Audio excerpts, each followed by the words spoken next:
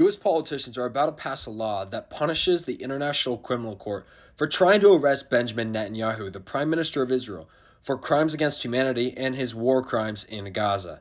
Here's what you need to know. Allow me to introduce you to the Illegitimate Court Counteraction Act, a bill designed to punish and sanction the ICC and its 900 plus members of professionals and scholars if they as much look at Benjamin Netanyahu. This bill targets any individual who goes after Netanyahu by seizing their property here in America, including all of their assets in US dollars, banning any visas they currently have, banning them from entering the United States and from future visas. Oh yeah, and this would also apply to their family members and all of their associates. Why are politicians protecting Benjamin Netanyahu for being arrested for his crimes against humanity? Well, for one, they're funded by AIPAC, their loyalty has been bought already. And two, they know that they're coming next, and they've said it, and I'm going to show you this clip that I've shown before, where they flat out say that if the ICC goes after Netanyahu, they're next.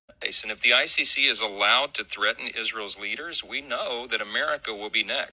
If they'll do this to Israel, we're next. There you go. That's why they want to stop the International Criminal Court, because they know they're next. They know they're responsible for the same crimes that the Prime Minister of Israel is. They know that all the lies they've told, all the bombs they've sent to Israel, and all the money they've taken from AIPAC makes them complicit. That bill, the Illegitimate Court Counteraction Act, was written by two men, Brian Mast and Chip Roy. Now, Brian Mast wore an IDF uniform to Congress where he said that the babies in Gaza were not innocent. He's received over $500,000 from the pro-Israel lobby. And Chip Roy spearheaded efforts to defund UNRWA, one of the critical humanitarian organizations supporting Palestinians in Gaza right now. He helped the United States defund UNRWA, and they're currently defunded, and the United States was UNRWA's #1 funding source. So that action alone has caused the deaths of, I don't even know, hundreds of more Palestinians who couldn't get help, who literally starved because UNRWA doesn't have enough funding. This bill moves on to the Senate next, where Brian Mast and Chip Roy are handing off this effort to pass the bill onto Tom Cotton.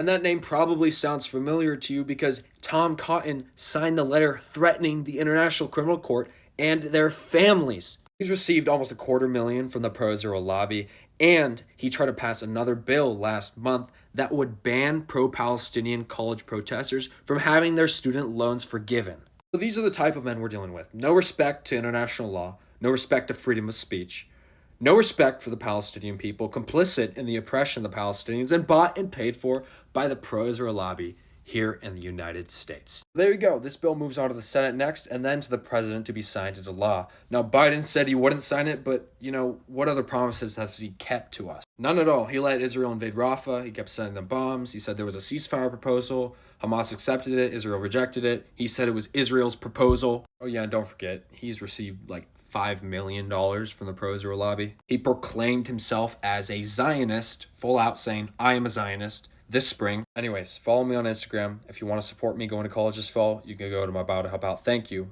and free Palestine.